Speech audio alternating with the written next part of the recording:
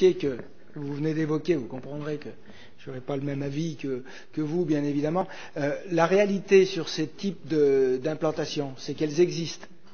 Et donc, bien évidemment, il vaut mieux qu'elles soient chez nous, et notamment dans le département de l'Ain, qu'elles soient à 50 km compte tenu de leur zone de chalandise. Vous savez que lorsque l'on a travaillé longuement sur le dossier et que le département a amené son soutien à ce projet, il a eu un certain nombre d'exigences. Les exigences que nous avons traitées dernièrement routières, notamment au niveau des aménagements et d'un financement total par l'investisseur, mais également des exigences touristiques. Et notamment la création, enfin la mise à disposition à l'intérieur du village d'un espace touristique à la disposition et du pays belgardien et de l'ensemble du département pour faire la promotion de tout le tourisme du département et également de pouvoir exposer un certain nombre, exposer et mettre en vente un certain nombre de produits locaux avec des rotations pour mettre en valeur l'ensemble des AOC et plus des productions départementales. Donc vous comprendrez que, bien évidemment, j'ai toujours soutenu ce dossier et aux côtés de l'ensemble des élus belgardiens.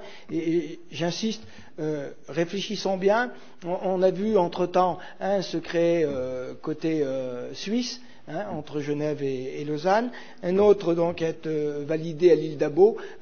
Tout cela impacte aussi notre commerce, donc ayons au moins les retours, et notamment les retours en termes d'emploi aussi, ce qui est très important, tout particulièrement pour le pays belgardien.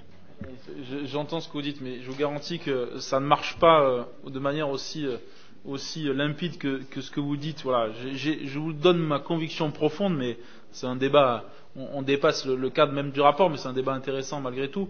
Et ma conviction profonde, c'est que j'ai vraiment de sérieux doutes sur la pertinence de ce projet et on le voit malheureusement, on le voit en Suisse, on le voit à l'Hidalgo, on voit bien aussi que ça crée des zones malheureusement sinistrées en termes de commerce de proximité. Ce que je dis simplement, c'est qu'il faut qu'on ait de la cohérence dans notre action. Là, on vote un rapport qui soutient les pôles de commerce et qui soutient le commerce de proximité.